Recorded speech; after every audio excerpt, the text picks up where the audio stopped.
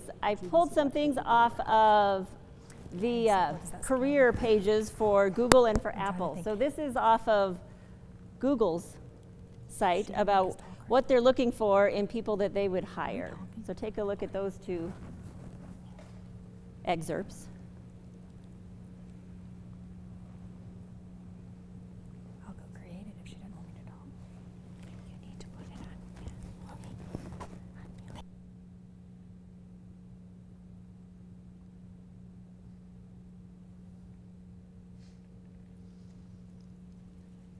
So hopefully you see some connections to the 4 C's in there.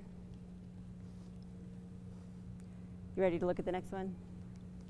Okay, and then this is off of Apple's site.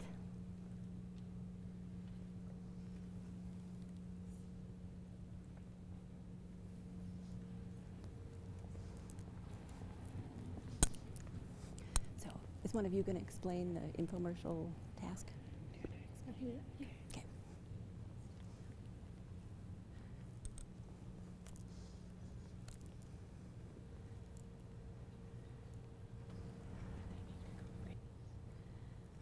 All right, so hopefully those two things, the video and then the excerpts from the job description, will give you a little bit of insight into why it is that we are looking at updating the GVCs. So Christy's going to explain your next task.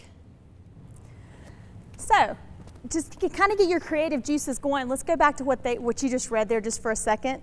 The Googliness and the Apple piece. Reflect upon that for just a second and really think about what they're saying in what they're looking for in an employee, and compare that to the type of student you want in your classroom, and the way that you want them to approach your projects, and the way that you want them to approach learning in your classroom.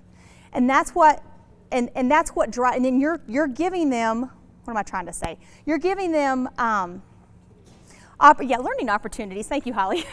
You're giving them the learning opportunities, but you're not giving it to them. You're framing it for them, right? And getting them to do the thinking and getting them to be the innovators. Okay, and what's going to drive you to do that? That's GVCs, we hope. We hope that's what's driving you to that. And so what we want you to do right now, getting your creative juices going, we want you to create you got about 10 to 15 minutes to plan an infomercial. Yes, I'm a former marketing teacher, so I love this activity. But really, we don't want you to sell it to us. We want you to make us believe in what you're going to tell us. Does that make sense? We want the why. Why the GVC? If we can get you to, quote, buy into it, which that's not what Holly wants, but that's the marketing person to me saying, I want you to buy into it, but I don't even have to try that if you can believe in it. So what can you do? What can you put in that infomercial to truly make someone believe that what we're doing is worthwhile work? So Christy, they saw the video from the gentleman about the why you need to know why. So we saw that video. And then we've seen this. Why did you show us this?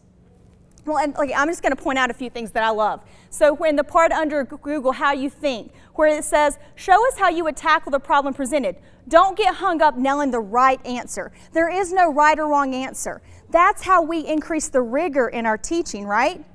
We really want them to apply it, but we don't want them to think there's just one way to get there and one avenue. Okay, and the other part in the Googliness, I love the word ambiguity.